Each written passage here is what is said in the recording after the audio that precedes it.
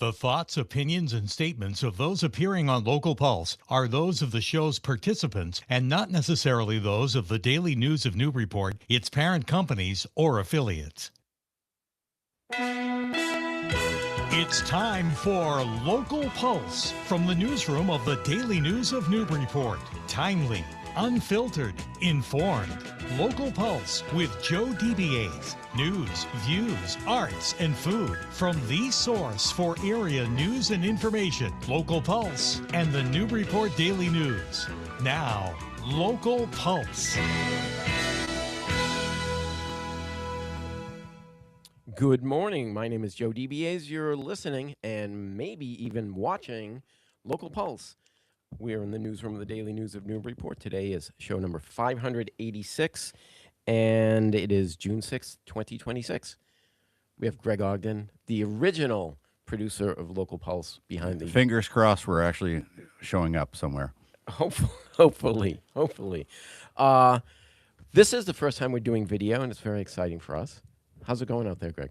Well, we got all of our most photogenic guests today, so we're going to be in good shape. All right. How's your week, Greg?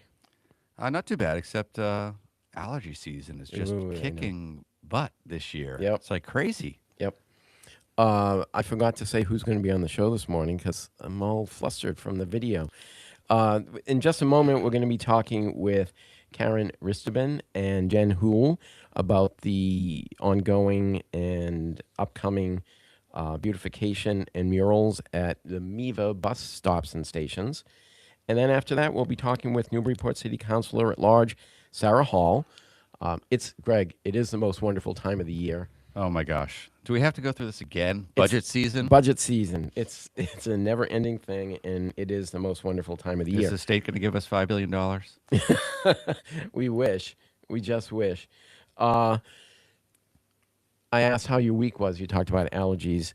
Everyone's complaining to me about allergies, and for some reason this year, it's barely affecting me. Wow. I haven't taken an allergy pill yet. Okay. Rub it in, Joe. Yeah, it's fun. We are now streaming live video and audio. As I said, you can watch us on YouTube, our YouTube channel, or on Facebook, our Facebook page, where there's live streaming there as well. And Greg doesn't look at all concerned, so I guess it's going well. No, things seem... I see you. Oh, do I see you? I don't see you. Now I see you. All right, there we go. All right. I don't think we have anything else to talk about, do we? Gripes of the week. Oh, I forgot. Greg, do you have a gripe of the week? Actually, I do, Joe. Greg's gripe of the week. My wife and I get coffee all the time, and I'm telling you, it's an epidemic of people running the red lights, cars running red lights with, it doesn't matter if there's a walk sign, no walk sign, person, it doesn't matter. They just run through the red light. They do. I have an adjacent gripe. Okay. It's the pedestrians that cross against the light. Yeah, they're equally culpable. Karen's nodding. The downtown Water Street, Market Street, not the one by the firehouse, but the other traffic light in front of Plume. Someone is going to get killed there because they just don't It's press. a weird intersection as well. It is a weird intersection. Everybody's which confused. Makes it even more Yes. important that you don't cross against the light there. We had the city marshal on a couple weeks ago, and we talked about this a bit. But that particular stop, there's 2 lanes of traffic heading west, and you cannot see a pedestrian that's crossing the street because of 2 lanes of traffic. Don't cross against the light in Market Square. Just don't do it. And drivers, don't stop at a green light and wave the pedestrians across because other cars don't know that you're doing that. Right, exactly. So that's our gripe. Those are our and gripes. It's only because we care about you that we bring up this gripe. We do. And we're busybodies. That too. All right. I would like to welcome for the first time Karen Risteben and Jen Hool. Welcome, ladies.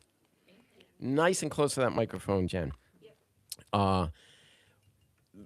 Karen, you work for Essex County Community Foundation. That's right. And what is your role there? I am the program director of the Creative County Initiative, which takes care of all of the artists and arts organizations and cultural organizations in Essex County, across the 34 communities of Essex County. Okay.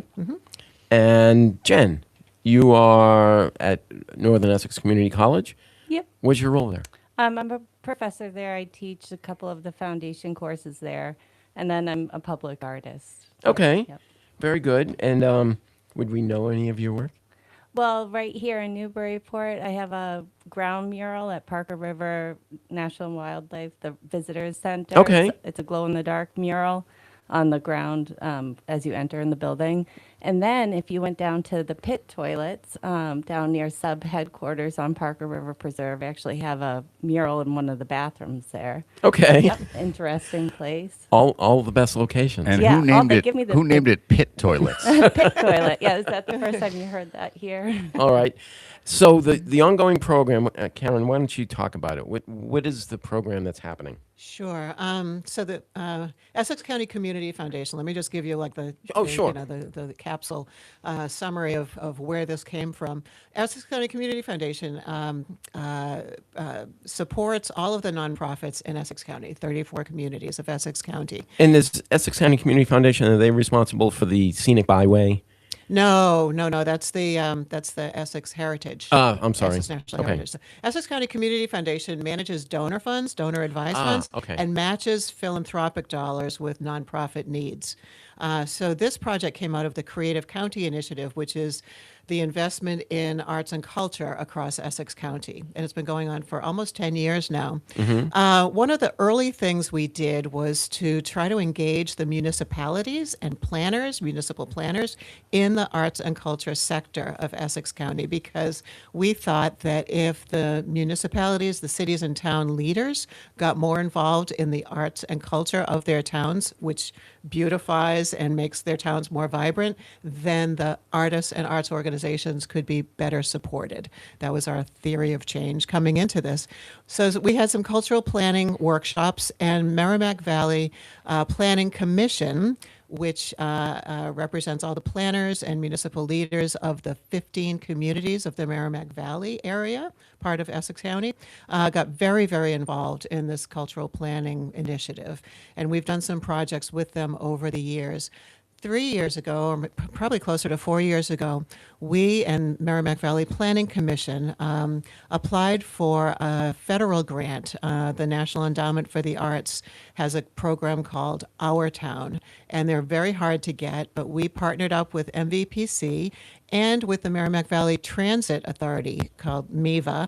The three of us, the three organizations partnered on this grant proposal to propose that the bus system, MEVA's bus system, engage artists and arts organizations more across these 15 communities. And we got the grant. So that was about 3 years ago. And we are this year, this summer, sort of wrapping up the main elements of that grant. So that's why, that's why we're here today, and we're having a big celebration of that this coming Wednesday in Amesbury, a ribbon cutting at one of the sites, and then a celebration at Beowulf Brewery to sort of wrap it up. So there's a lot to it, but Jen is one of our two artists who have been engaged to make work for this project. So there is a ribbon cutting. That's this Wednesday, June 10th, 4 o'clock. Mayor Cassandra Gove will be there. It's at 54 Friends Street in Amesbury. And Jen, why don't you talk about some of the art that you've already installed and that you will be installing Sure. at these yeah. bus stations? And I just want to say, when I first heard about this project, I was super excited. So there was a 2-year lead-in for my participation. There was a bunch of community workshops that got people together to think about what a creative placemaking project would look like on the bus line. And that's what started to seed some of my ideas for this project. So what I ended up proposing is Birds and Bugs by Bus. And it's this idea that was also shaped with conversations with Ella Weber, who's at Parker River National Wildlife Refuge. The idea that we could use these bus shelters as portals to talk about conservation. And so what I've created are 4 different birds, 4 different butterfly murals, and each one is adorned with the native plants and systems that support their life. So, for instance, there's a monarch in front of Heritage Towers, and it has the milkweed. Most people know that monarchs eat milkweed when they're caterpillars, but also has the asters and goldenrods, which are fall blooming flowers that fuel its 2,800-mile migration to Mexico in the fall. And so there are these gateways to get people curious about the natural world, highlighting the local plants, pollinators, birds, and then start, thinking about it more. And then we have a second part where there's going to be these green leaves on different bus shelters that are adjacent to publicly accessible green space. So we want people to take the bus, the free bus, see these shelters, visit the green spaces, maybe park and ride, park and hike, and really celebrate what's happening here in Merrimack Valley. We've got tons of conservation, we've got arts and culture. And there's that second component of this project, the arts and culture map, which is very exciting too. Yeah, we have a second artist employed, which is she's Kate Delaney, and she has created an arts and culture map of the 15 communities, arts and culture spaces and places that are on the bus lines, and it. So it's basically a new map for Merrimack Valley Transit, but that highlights all of the cultural spaces along those routes, along all 15 communities. So, and it's a beautiful artist-drawn map that's really going to be a great asset for MEVA. One of the things, too, that MEVA set out to do, Merrimack Valley Transit, is they don't have arts people on staff, and they don't have the capacity to really meet the artists of the Merrimack Valley and the arts organizations. So this project served as a conduit for that. So they are now much, much more engaged with the arts and culture sector of these 15 communities that they serve by bus. And as a result, the buses themselves and the shelters and the bus stops are all going to be much more engaging and beautiful because they've been addressed by artists. The artists are doing their thing there, and it's going to be, the idea is to make the bus lines and bus ridership more cool. And the first place you go, not the last place you go, Sure. to get from one place to another. So we're well on our way to doing that, and it's just been a wonderful, wonderful partnership. The leadership of MEVA is very forward-thinking and very cool and hip, and just they've been a joy to work with in this. If I'm not mistaken, Mayor Gove is the chairman of the board of She MEVA? is, yes. And we've had, I forget his title, but I believe it was the executive director here. And Yeah. Jen, you said something that I think bears repeating is the MEVA buses are free. Yeah, they're free. I rode from Merrimack, where I live, to Amesbury, where the brewery is, with my 2- and 5-year-old. And it was super fun to be on the bus, Sure. ride and hang out, look out the window.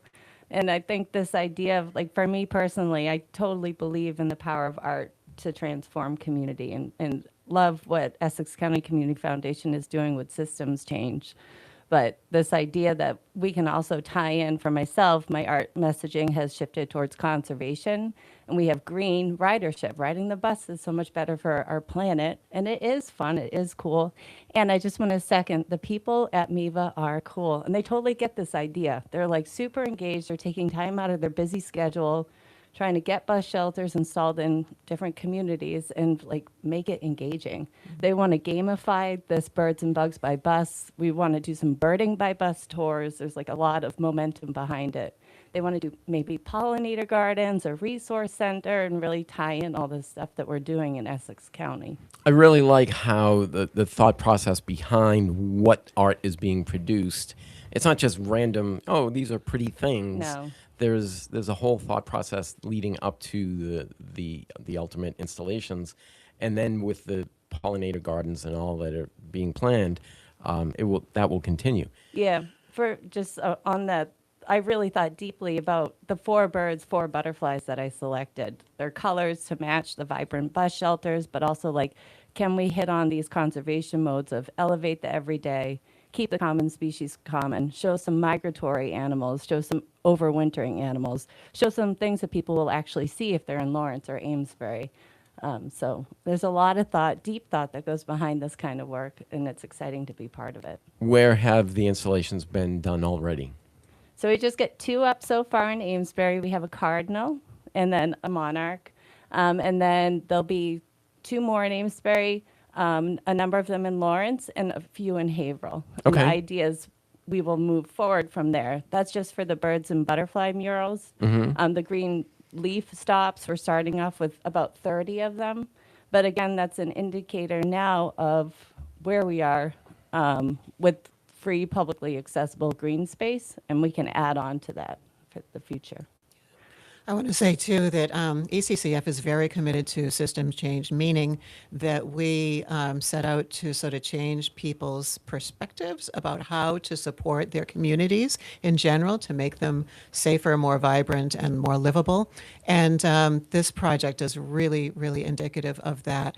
The partnership between MEVA, MVPC, and ECCF has been transformative for each of those 3 organizations because our thinking about how we engage with each other and how we engage artists to do this kind of community-based work, community-centric and community-important work has really been lifted up by this partnership. So it's just been the most amazing project to see unfold, and it will keep unfolding too after the installations are done this year. So, In addition to the National Endowment for the Arts grant, how is the project being funded? up until this summer, that's it. It was a $125,000 grant that we Okay. got from the NEA, and that was ample to be able to pay our artists and to be able to pay stipends to a working group to develop the ideas over the last 2 years, and to pay for the materials for installations. So we also, part of the funding goes to an arts liaison who is at MVPC. One of the elements of this, importantly, is that 3 years ago, ECCF and Merrimack Valley Planning Commission decided to hire somebody to be embedded in the Planning Commission as an arts liaison because, again, they didn't have anyone on staff to be able to connect to the arts and culture community.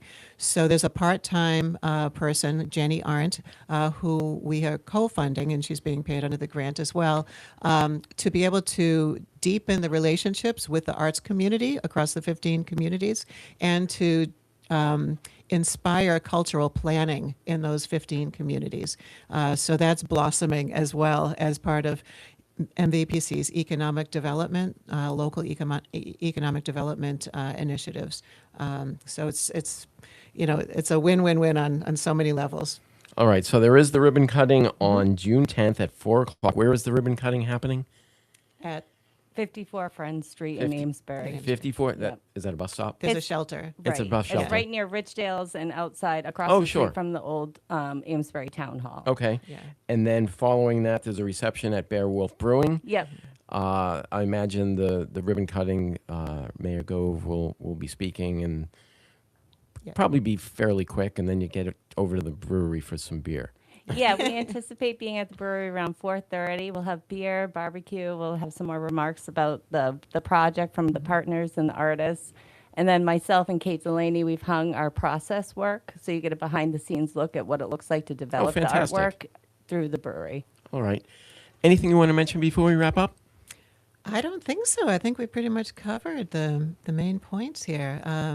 Just so grateful to have artists like Jen who are in our community to be able to connect, environmental concerns through art and raise them up and make them more visible for all of us and all the people riding the buses now too. So it's just been an amazing project, and we're just grateful to be in the seat with our partners. So Well, very good. yeah. Thank you, ladies, for coming in this morning Thanks to for Local having Pulse to us, talk Joe. about it. Go on Wednesday, June 10th. Go to 54 Friend Street to the bus shelter there for the ribbon cutting, and then over to Beowulf Brewing over in the middle yard for some good beer and some barbecue. Yep. I might that's have good to news. go. Fun twist. You should. Oh, you It's going to be should. delicious. All right. Hope to see you there. We'll be right back with Newburyport City Councilor at Large Sarah Hall from the newsroom of the Daily News of Newburyport right here on Local Pulse.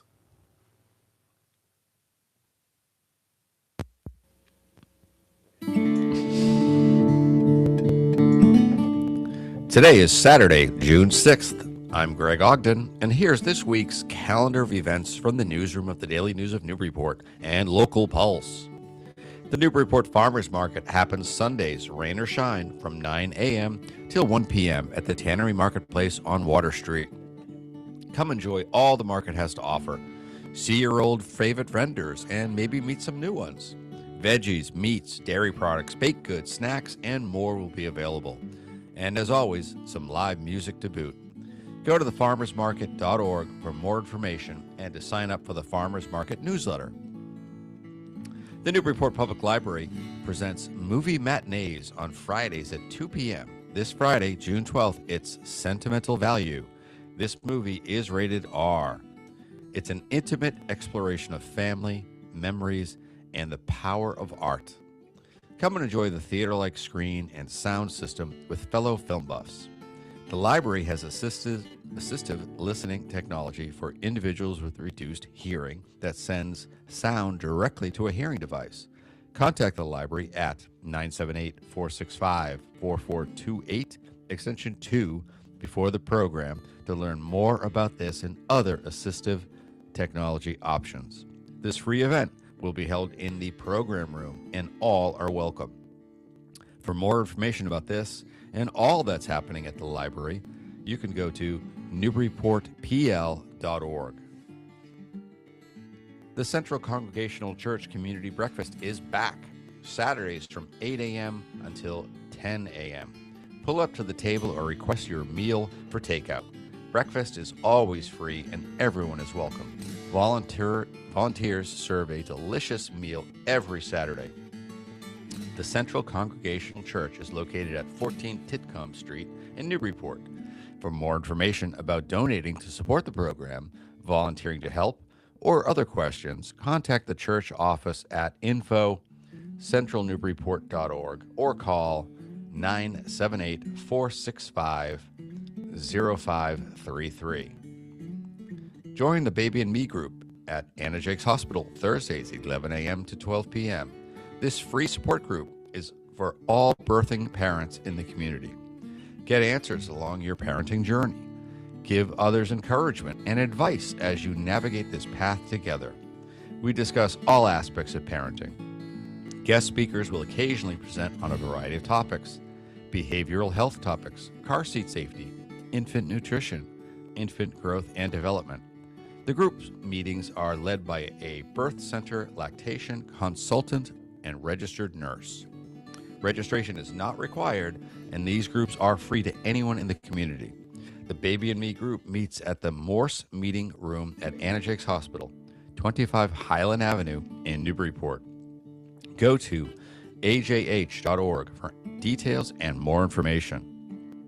Well, that's this week's calendar of events from the newsroom of the Daily News of Newburyport and Local Pulse. If your organization or nonprofit has an upcoming event that you'd like mentioned on Local Pulse, send an email at least 2 weeks in advance to calendar@localpulseradio.com.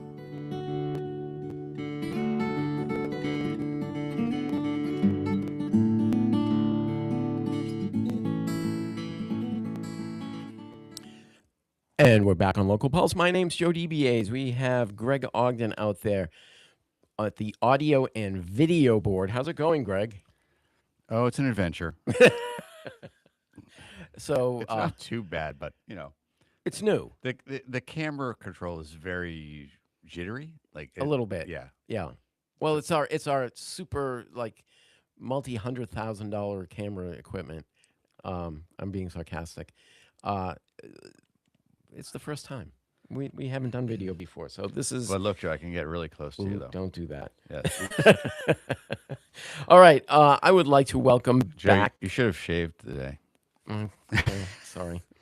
You know what? I didn't do anything different because we're going to be on video today. A friend asked me, "What are you going to wear?" And I was just like, last night, what are you going to wear? And I said, I don't know, jeans and a shirt. Underwear? I don't know.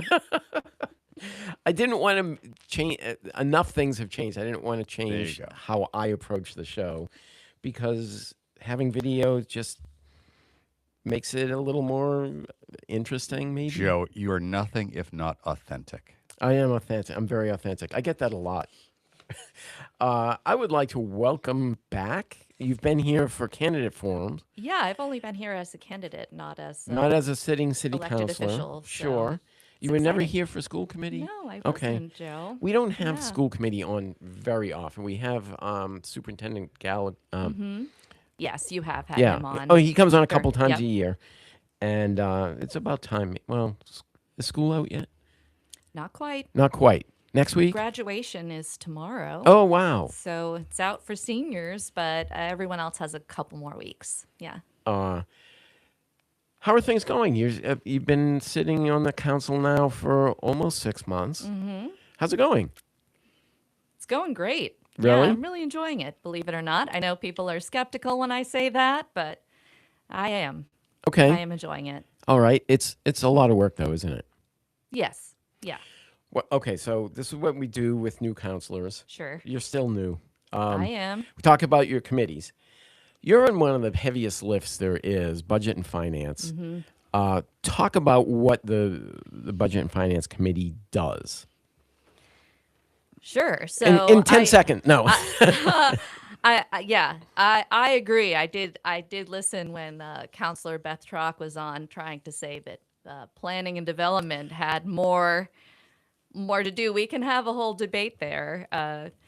We have anything, any transfers, bond orders, anything to do with money, which has to go through us. Okay. So it comes into council, and it gets referred to budget and finance. That's and- how anything that's how that comes everything into the works. council Right. comes to the council, gets referred out to a committee, Sure. usually, unless it's tabled That's right. or Sometimes received and filed. Sometimes small things, and this is something I learned, it can just be, they say it's continued to the next meeting because things have to go through a second reading process. So rather than going out to committee, it can just be continued to the next one. Let's say it's a small donation under a certain, I don't know, Sure. under 10,000 or whatever. But in any case, the bulk of what comes into the council gets referred to budget and finance. And then it goes on to our agenda, and we get the presentations, which is one of the things I really enjoy about being on budget and finance. Anyone who's coming, whether it's a city department or we went through the whole process with the CPC, the Community Preservation Committee. They have their annual process where they bring in all of their items, their things that they're going to fund, and so we have Well, representatives from. can I make a minor correction? Sure. They're not going to fund anything. The council funds the things. CPC just recommends to the council what they think the funding should go to. Well, yes, but they do have their own pot of money. Sure. Which is from the Community Preservation Act. So it is kind of a separate pot of money with its own total. It's a separate pot of Yeah, money because right. it's a 4% tax on property. Yeah, and then there's the city, the state provides a match to those funds. Sure. And that's how we get those funds. Okay. So they And that's have, for open space and recreation and historic preservation Oh, you're good. And then there's one more. that I always forget.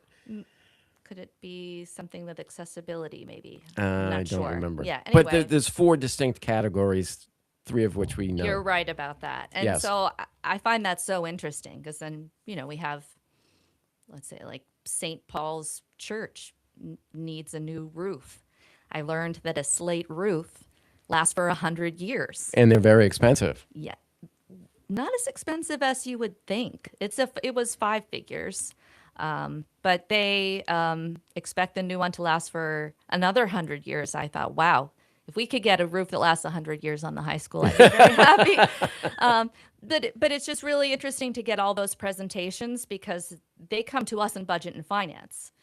And then we have our deliberations, opportunities to ask questions, do our own homework. and we vote. So it's a recommendation, and then it comes back to the full council for further deliberation and vote. But the bulk of the work is done in the committee. I've always said committee work is where the real work of the council gets done. It distresses me. It literally distresses me how little attention people pay to the committee work that councilors do. If they're paying any attention at all, people usually pay attention to the whole council meetings on Monday nights. Monday nights or Tuesday nights? Monday. Monday I night. mean, maybe And- the occasional Tuesday if there's a holiday. But Sure. Monday, yeah. But that's it's a more formal kind of meeting, more formal proceeding. The committee work is where you get into the details and the nitty gritty of whatever it is that's before the committee. And sometimes the committee, each committee has 3 members, but often, and with budget and finance often, there's also the committee of the whole, they call Great it. point. Talk about what the committee Sure. of the whole is. Yeah. So if something it has to be referred committee of the whole when it's referred out of council. And that means that all members of the council can come and speak to that issue or that agenda item. If it's not designated committee of the whole, I've seen this happen, and then you have a limit of 5 counselors who can speak. So it doesn't mean you can't come at all, Can't have a majority. right? Speak. So 6 would be a quorum, and that's the issue because then that would violate open meeting law. So I'll give you an example. I went to a public works and safety meeting because the report of the water infrastructure ad hoc had been referred there. This was probably back in February, and I was really interested in how we were going to move forward with a new ad hoc, which I would love to talk about later. Sure. But it wasn't referred committee of the whole. And more than, so you've got the 3 members of the committee, they're good to go, right? And then 2 more can speak. And there were more than 2 of us who wanted to speak to that. And so Afroz Khan, as chair, it was down to her to decide, which can make things awkward for sure. So we do want to be cautious about committee of the whole and use it when we know that there's going to be broad interest across the council.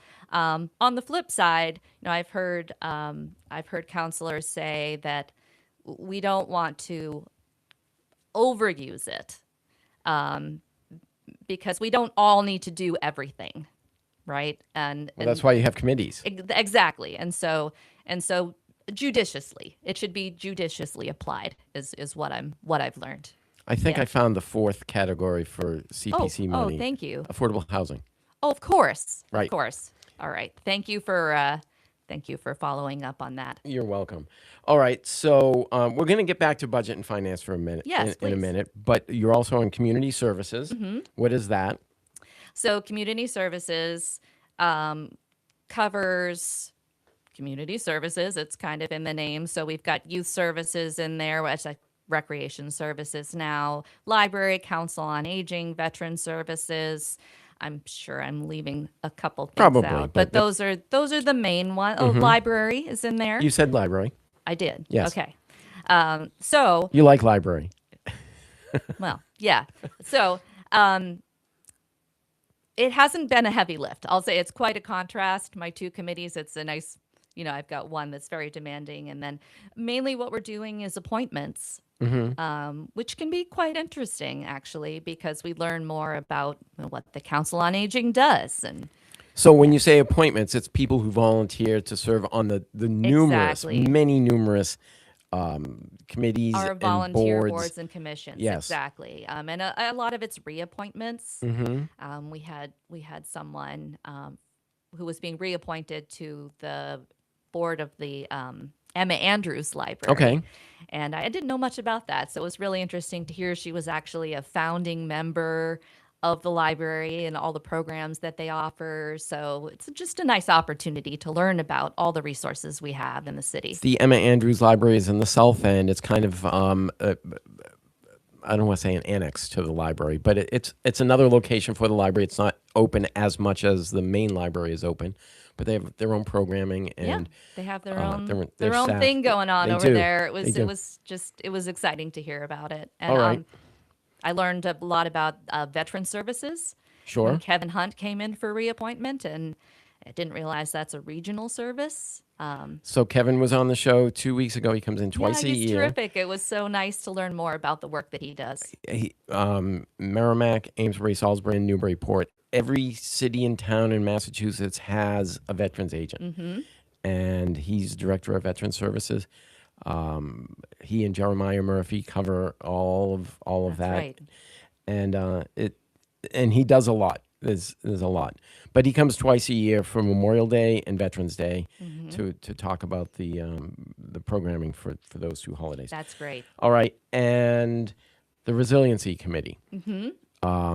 This is not a formal committee of the council. It's more Right. is So that's a little bit different. So the committees, Budget and Finance, Community Service is the ones I'm on, and others that you've mentioned.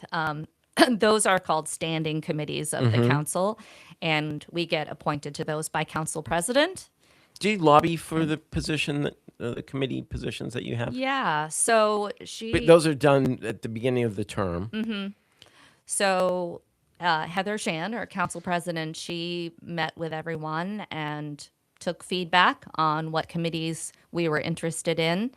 I actually didn't ask to be on Budget and Finance. Which, You didn't show but up for I'm the so meeting, so- glad. I'm so glad for it. No, I think I was interested in community services, and I think maybe I had also asked for public works and safety because of my interest in the water issues. General government sounded interesting to me because they do kind of oversee schools and, coming from school committee. You were on school committee for 4 years. I don't know. I didn't have super strong feelings, but she actually reached out to me when she was in the process. It's like a puzzle. And I have to say, shout out to her. I think she did a great job of the assignments that she made to Okay. committees. It feels like, I can't speak for everyone, but for me, it's a good fit. And I hear good things from other people about their experience. But it was quite a puzzle putting it all together. Some committees, of course, are more popular than others. And she reached out to me one morning and said, I'm thinking about putting you on Budget and Finance. How do you feel about that? So I said, let me just take the day, talk to people, and really, I didn't see a downside. I guess I thought as a new person and knowing Mary DeLi's background, I mean, she was clearly someone for the job. And then I guess I figured the third person might be someone, returning counselor It's me. Sharif Zeed, who's chairing. Yep. you, and who's the third? And Mary DeLi. Okay. Yeah, so two of us are brand new, which I guess I didn't expect. But I'm so glad it worked out the way it did. All right. Let's Yeah. get back to resiliency. Yes. What is the resilient? It's not Oh, a standing committee. Exactly. So that works differently because that is everyone on there is appointed by the mayor. So I actually reached out to Heather, council president, and asked if I could have that spot. That was Connie Preston was the council liaison last time around. And so she reached out to the mayor on my behalf, and lo and behold, he appointed me to the Resiliency Committee. And it's an advisory committee to the mayor. Exactly. Okay. What comes under the purview of your advisory capacity? So the Resiliency Committee, I think, was formed probably shortly after that. There was a resiliency report. It was quite lengthy, but had a lot of good content. I want to say 2020, maybe 2021, that came out. And as part of that work, they developed a committee that meets monthly. We meet on the third Wednesday of the month. They're public hybrid meetings, so people can look for them on the city meetings calendar. There's a Zoom link as well. And let's see, what else can I tell you about that? Well, you're the So- only city councilor on the I committee. am. There's So, a number of residents. There's Joe Teixeira, who's on the conservation, has been on the conservation commission since I That's can right. remember. John Eric White, who's the city engineer. That's right. Andy Port, the planning director. Molly Ettenborough from Recycling and Energy, the mayor. Jane Healy, Jane Healy's the chair. she is the Yes. chair, and then a number of residents. Mm-hmm. And anything that comes under resiliency, so seawater rise, climate change, water infrastructure stuff, you're advising the mayor on all of these issues. That's right. So, Okay. I mean, resiliency, especially moving forward with planning and development, resiliency needs to underlie everything that we do. And so we're working on how we can build questions and issues around resiliency into any kind of planning, licensing, moving forward. So there's a lot of talk about a new water treatment plant. And I imagine, correct me if I'm wrong, I imagine that resiliency comes into play with the planning and permitting of a new water treatment plant. Absolutely. I mean, there's a lot of things that are tricky about climate change, but we deal with drought as well as flooding, right? We're getting it both ways, right? So there's challenges to our water system from both of those. The drought is what's causing the algae blooms, and then flooding could overtake the dam. So there's a lot to consider. And when there's an algae bloom and it overruns the dam, then it gets into the drinking water supply. Right. And it becomes harder and harder for our aging water treatment system to keep that water clean. So there's a whole lot going on there. And in the absence of an ad hoc, which that is coming back, but we've had about almost a 6-month run without an ad hoc. So The resilience- what is the ad hoc? Sure. So last year there was, I think the full name was the Water Infrastructure Prioritization Ad Hoc. And that group met to kind of get some forward movement. It's just overwhelming. The cost of this work is overwhelming, but our infrastructure is aging. Our whole water system, or most of it, is in West Newbury, so there's political complications there as well. And so the purpose of the ad hoc was to draft a report on the needs and how to prioritize them. They got as far as they could in the limited time that they had. I attended those meetings, and I was very impressed with the work that they did. Early on in our term, that their final report was referred to Public Works and Safety. So that's the meeting I was talking about where I went, and it wasn't of the whole. But, Okay. but I did have an opportunity to speak to that. It's been slow. I feel like we lost a little momentum, but we're now on track with a new ad hoc that's going to focus more on the financing of the projects.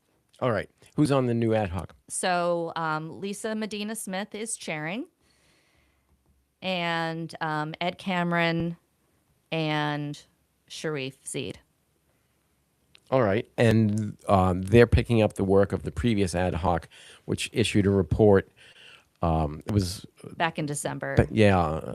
last year. And I think the main import from that report was we need to get water from the Indian Hill Reservoir in a way that can avoid the upper and lower artichokes in the event of an algae bloom. And That's the raw water line project. the raw, which former councilor Connie Preston was on it, probably a month or so ago, to talk about that specifically, the project, and the new water treatment plant. Is it Spring Lane? Is that where it's located? It is down Spring Lane, yeah. If you drive down to the And the with end there. with all of the projects and everything, we're talking close to $100 million. Yes, we are, Joe. Yes, we are. And 100 million there and 100 million here. Pretty soon you're talking real money, right? It's pretty overwhelming. Well, And I mean, so- when you consider the entire city's budget, it's just over 100 million. When you look at, and it's not anything that's going to happen in 1 year, but over a period of years, we'll spend in excess of 100 million by the time we're done with it to ensure that we have clean drinking water. So on Tuesday at our budget and finance This past Tuesday. No, this coming Oh, okay. Tuesday, just coming attractions at budget and finance, we will be talking about the water and sewer rates, which is very relevant to what you just said. We do need to ramp it up, unfortunately. I mean, there's no other way. Those enterprise funds are that would be the funding source for these projects. And we don't have much in the way of retained earnings right now. And so the idea is to ramp it up over the next 5 years. We'll be looking at some projections. We only approve for, FY27, but I think it's important that we're projecting out so that we can get where we need to be to get these projects done. I think it's also important to point out that the water and sewer rates that result in water and sewer bills for homeowners is outside of the city's budget. It's not part of the general fund. That's true. It's a revenue generator for providing the water and sewer services that we all rely on. Yes, that's true. But it's important that that's why it's important that we look at these rates in tandem with our CIP process. And that's happening this coming Tuesday at the Budget and Finance meeting. What do you predict to happen? Rates are going up. Rates are going up. Yes. Yes. So the Water and Sewer Commission already had their meeting and weighed in with their recommendations. And so we'll kind of take it from there. But from what I've seen, it seemed I'm satisfied with what they've done. But we'll see what they have to say and what others have to say. All right. Getting back, we have 10-ish minutes left. Getting back to, it's the most wonderful time of the year. Yes. It's budget Yes, season. I brought my big budget You book. do 'cause have I your knew big you- 3-ring I knew binder. You'd be impressed. So. I am impressed, and I hope you're impressed that I've actually looked at Yeah, not no, line you- item by line item, but You but know I've your looked at stuff, it. Joe. I appreciate that. Thank you. The process that's happening now is the council is meeting with department head. Well, you've done the CIP, the capital improvement program. Yep. 2 years ago, the capital improvement plan that was submitted by the administration failed. It didn't get adopted. Talk about, and this was before your term on the council, but talk about why. Yeah. So it's true. I was not on the council, but I was on the school committee and I was sitting there and I did watch as it all kind of fell apart that night. And I think that was a wake up call to the administration that they needed to do something I think it was a different. wake-up call to everybody Sure, involved, to the sure. council, to the department heads, to the administration, because I think the water infrastructure in particular kind of made everyone aware, wow, we need to take this a lot more seriously and in greater detail than in the past. Would that be Yeah. accurate? No, I think that's fair. The way they did it before, it was just a big sort of catalog. You could flip through the catalog and Of we'd like to do this and we'd like to do that, but there was no prioritization. There was no weighting of the project's importance. right. I mean, you could look at the individual page and it would say, okay, we're thinking of funding this in year 3 because it's a 5-year plan, right? But it's just there was no way you could practically wrap your head around it. And I know on the school committee side, we had our capital projects we were putting forward, and we would make an effort to prioritize them, but we didn't have any formalized process for that. We would just kind of pitch it that way to to council, but but then that's, that just kind of got lost in the shuffle. So I can appreciate people's frustration with that. It's just too much. It's just too overwhelming. I So- remember Councilor Lane calling it monopoly money. Because sure. it just didn't feel real. So I really appreciate the work that was done. Last year. That was like a year and a half ago in the fall. And I was invited to kind of weigh in on that at the time on my As in my school school committee committee member. role. Now we have a system where projects are scored and then they can be ranked. And you can see them in my book here. It kind of anything that gets a score of 50 or higher kind of makes the cut Makes the cut for the 5-year plan. for the 5-year plan. And, there's and also other like an projects are appendix. still listed. Yes, Yeah, it's there's just a- that down the line, Okay. right? So, So I think it's quite effective. and I kind of saying half jest, it's the most wonderful time of the year. I've been saying that for years. But now we're into the annual budget process where the mayor submits his budget after meeting with his department heads and working on the proposed budget. And that budget gets submitted to the council, and the council then holds its workshops. That's right. And what happens at these workshops? All right, I'm just going to show you. We've got this. Okay, since you've got Okay, that's the capital project Yeah. listing. so it yes. starts at top score. It's heat mapped streets from and green sidewalk. to orange. Yeah, and- you know what? We had an interesting discussion in resiliency about the heat map. I'm not loving that because it makes it seem like this one down here is It's a more- no. Because oh. red seems like stop, but Right. actually it's maybe gradations of green would Sure. be better because Okay. that's my little 2 cents on that. Because these are ones that are all, made the cut. Sure. 50% or higher. There are ones ranked lower that will stay in an appendix, as you said. And if I'm looking at it correctly, there's 21 projects. That is correct. 21 projects with a total number of.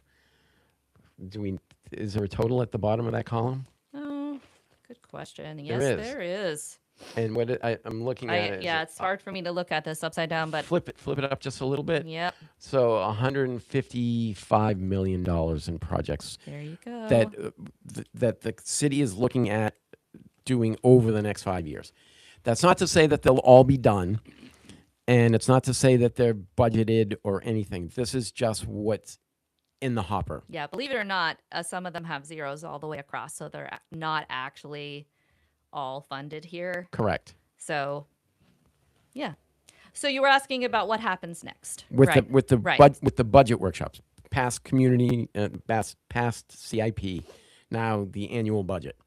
Right. So moving on to the budget, the mayor submits. He has to submit a balanced budget. We were talking about that earlier because Before we started right.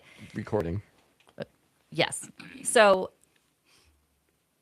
the fact that it was, we knew that there was a deficit of over 2 million or a difference of over 2 million There was a budget between retreat. projected revenue. Yeah, Go ahead, Joe. I'm gonna Yeah. give my gripe Give a again. little background, How sure. little Yeah. public attention there was to the budget retreat. So what happened was the mayor, prior to submitting his budget to the city council, the finance director came into the city council and presented what the mayor was thinking about at that point. And at that point, it was the earliest that I think the mayor has submitted anything to the council. It wasn't a submission, but it was the earliest the council had any insight into what the budget process was looking like. And at that point, there was a $2.2 million gap between projected revenue for the city from taxes, fees, and state and federal monies, and what the budget proposal was going to be. That is correct. So now you're talking about the balanced budget that the mayor needs to submit, which he has submitted. Correct. Okay. So I am just going to add there is a meeting every November where we get similar projections at this sort of the very, very start of the budget season. And so it wasn't really news to us that there was this shortfall projected shortfall. It grew because of all of the cost of snow and ice removal. So Okay. that it was a larger delta than we had been told previously, but it Ah, wasn't okay. an entire surprise, is what I'm saying. All right. Because that was presented to us back in November at a budget. It's a joint budget meeting that's annual with council and school committee. Okay. So I did attend that. Anyways, as far as what's being, asked for or budgeted, that comes from all the city departments. So those are all of the asks. So The mayor meets with his department heads. right, and And they they have to submit pretty early on. The city departments submit, and then the school committee passes the school budget. So that's why you heard Director Sorrow saying everyone's going to have to distinguish their needs from their wants, and everyone's taking a hit, and we're learning about it kind of piece by piece. One of the things that's challenging when you look through the budget book is you read the narrative and the goals for each department, which I really enjoy doing. But then you have to look at the page with the budget, and you see, oh, well, that wasn't funded, So no one's getting everything that they asked for. Let's talk math for a minute. Sure. For a long time, I've talked about how, and I use the analogy, and this is very nerdy of me, rate times time equals distance. If you know Sure. two of those things, you can find the third. It's basic math, Joe. It's That's basic right. math. So in the budget, the rate is, I think the tax rate, so it's the tax rate is dollars per thousand of property assessment. I think it's largely irrelevant because we know what the value of all the property in Newburyport is because we have an assessing department, and I'm avoiding the use of the word valuation. I'm using the word assessment because Okay. assessment is not what your home is worth in the market necessarily. That's fair. Market value is something a little It different. can be different. So I'm saying assessment. If you know the assessed value of all the property in the city and you know what the budget submission from the mayor is, then you just do some division and that gets you the rate.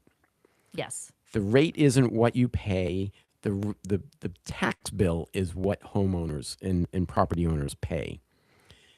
The fact that property values are going up, which is largely a good thing for many reasons. There are some downsides to it as well, but property values are going up. That isn't what drives the increase in property tax bills. True. What drives the property tax bill increase? Everything is costing more every year. The budget number, the bottom yes, line budget yes. number is what, It costs more to do the same thing yes. year after year. And it's just, I just want people to understand, from my perspective, it doesn't really matter what the tax rate is. The tax rate's been set, correct? It's set in the fall. Yes. So, but then we make the budget and we've pretty much locked ourselves in for the next one, right? With your formula there. Yeah. So the budget workshops that you're going through is department heads come in and they kind of defend their budget to the council. And the council gets to ask the department head questions like, why is XYZ $50,000 where last year it was $30,000? And they'll have an answer and you can decide whether you want to fund that or not, correct? That is correct. We Okay. can only cut. All we right. can't add things. All right.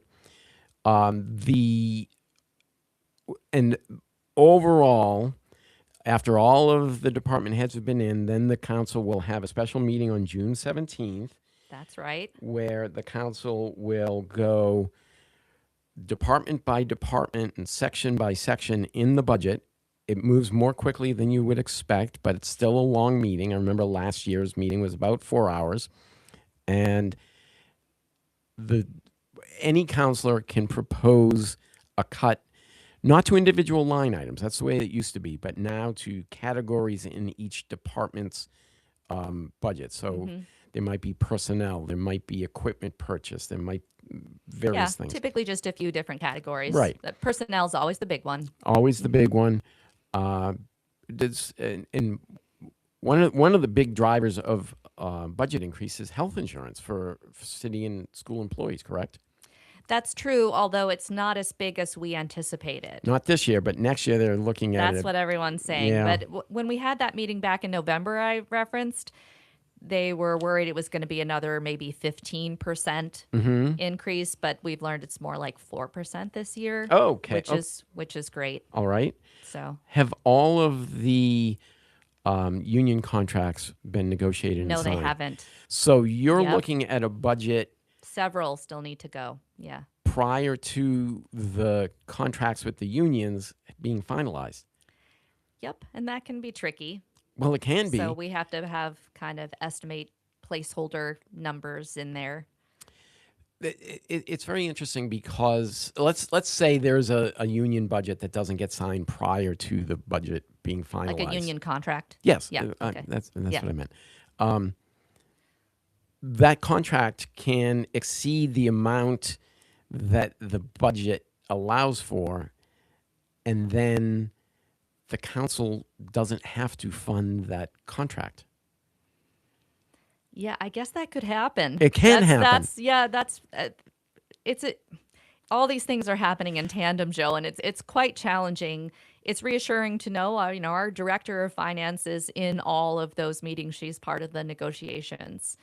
And so, she knows what we can fund and what we can't. And sometimes that's why those negotiations take longer than you would like. Yes.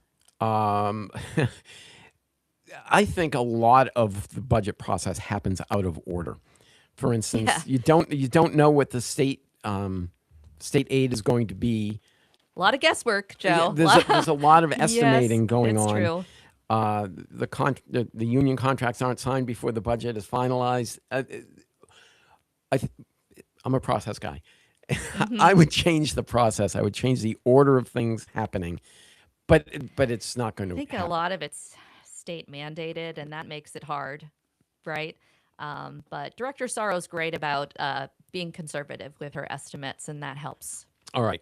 So the budget that was submitted by the mayor eliminated that $2.2 million gap that was discussed at the budget retreat. It had to. That's because he has to submit a balanced budget. He does. Yep. The June 17th special meeting, I really encourage people to go or zoom into it.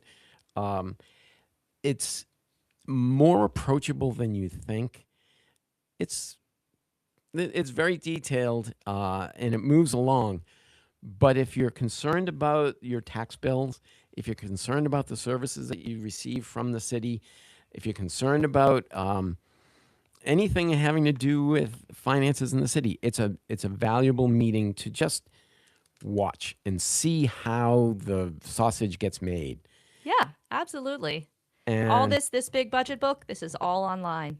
it's online. Go to cityofnewburyport.com. You can go to if you go to I think you go to the finance department. you can go to the finance department. You can also, I think, go to the mayor's page, and there's finance documents on the left-hand side. All the links are there. You They're can all just there. go nuts. You can- And it's an approachable document. I've said it before here, but I remember when I first moved to Newburyport, the budget was just a spreadsheet. That was it. This is a much more approachable and detailed and readable document than it used to be. We're out of time. We didn't get to any zoning, which is my second favorite topic. But do you have anything you want to mention before we wrap up? Well, I really appreciate you having me, and You're a city councilor. You'll be back. yeah, it's been fun. Okay. All right. That's it for our first live video stream podcast of Local Pulse. It took 585 previous shows to get here, but this is show 586. I really want to thank the women with the MIVA project and Councilor Hall. Greg, you were at the first episode of Local Pulse back at the old radio station. Today you're producing the first video stream. Look at you now. Yeah. Incredible. It's incredible. 13 years ago. So that's it for this week. I will talk to you next week. Thanks so much.